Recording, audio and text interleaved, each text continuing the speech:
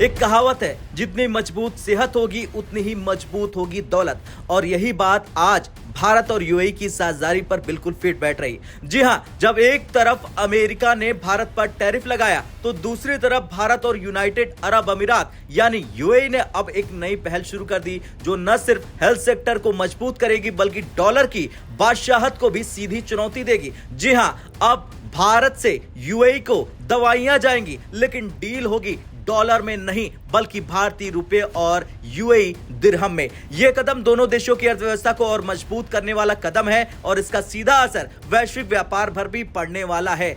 अब ये बड़ी खबर क्या है, क्यों है? दरअसल भारत और यूएई ने बातचीत शुरू की है फार्मा सेक्टर में बड़े स्तर पर ट्रेड बढ़ाने की और एक लोकल करेंसी सेटलमेंट सिस्टम यानी रुपए और दिरहम में लेन देन शुरू करने की। मतलब साफ है, अब भारत यूएई व्यापार के लिए अमेरिकी डॉलर की जरूरत कम होगी। ये पहल दोनों देशों के बीच आर्थिक रिश्तों को नई ऊंचाई देंगी और लेन देन की लागत घटाएगी।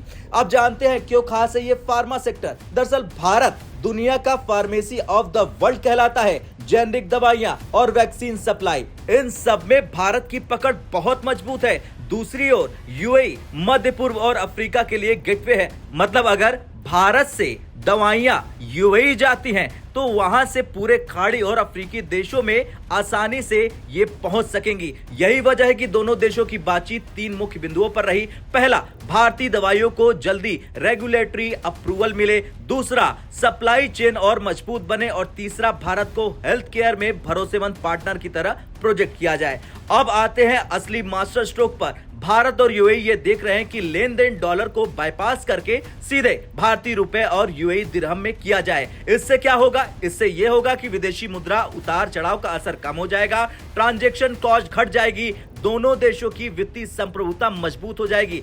यानी कि ये सिर्फ ट्रेड डील नहीं बल्कि डॉलर के दबदबे को सीधी चुनौती है। भारत लगातार अपनी नीति को बदल रहा ताकि डॉलर पर निर्भरता कम की जाए और इसकी वजह है अचानक डोनाल्ड ट्रंप का 50% टैरिफ भारत पर लगाना। और भारत ये समझ रहा कि अगर वो अमेरिका के लिए रणनीति नहीं बदलेगा तो अमेरिका कभी भी कुछ भी कर सकता है।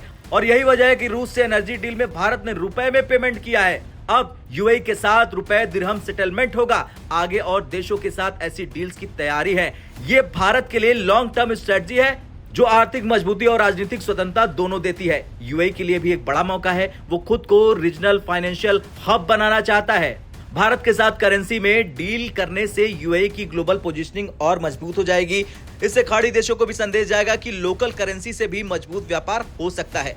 अब बड़ा सवाल तो यह है कि इस डील से अमेरिका को क्यों झटका लगेगा। पहला, डॉलर की पकड़ ढीली होगी। अब तक ज्यादातर ग्लोबल ट्रेड डॉलर में होता है। अगर भारत और यूएई जैसे बड़े पार्टनर्स डॉलर को बाईपास करते हैं तो दूसरे देश भी इस मॉडल को अपनाएंगे। दूसरा, ट्रंप और अमेरिका की टैरिफ पॉलिसी कमजोर हो जाएगी। भारत को डॉलर से बाहर विकल्प मिल रहे हैं तो अमेरिका के दबाव की ताकत कम हो जाएगी। यानी ये डील सीधा सीधा अमेरिकी प्रभुत्व को चुनौती है। अगर ये सिस्टम सफल हो गया तो ऊर्जा, फार्मा और कंज्यूमर गुड्स जैसे बड़े सेक्टर्स में रुपए दिरहम का चलन बढ़ जाएगा। भारत दूसरे देशों के साथ भी ऐसी डील्स करेगा और दुनिया का ट्रेड धीरे धीरे डॉलर से हटकर लोकल करेंसी पर शिफ्ट हो जाएगा। ये भविष्य की तस्वीर है और भारत इस बदलाव का नेतृत्व कर रहा। खैर, साफ हो गया है कि भारत ने दवाइयां दी लेकिन डील डॉलर में नहीं बल्कि रुपए और दिरहम में होने वाली है। ये कदम सिर्फ हेल्थ केयर को नहीं बल्कि पूरी दुनिया की वित्तीय व्यवस्था का नया रास्ता दिखाएगा। अब आपसे सवाल, आपको क्या लगता है? क्या आने वाले वक्त में डॉलर की पकड़ ढीली हो जाएगी? क्या भारत लोकल करेंसी ट्रेड का ग्लोबल लीडर बन सकता है? हाँ या ना में कमेंट कर जरूर बताएं। जय हिंद।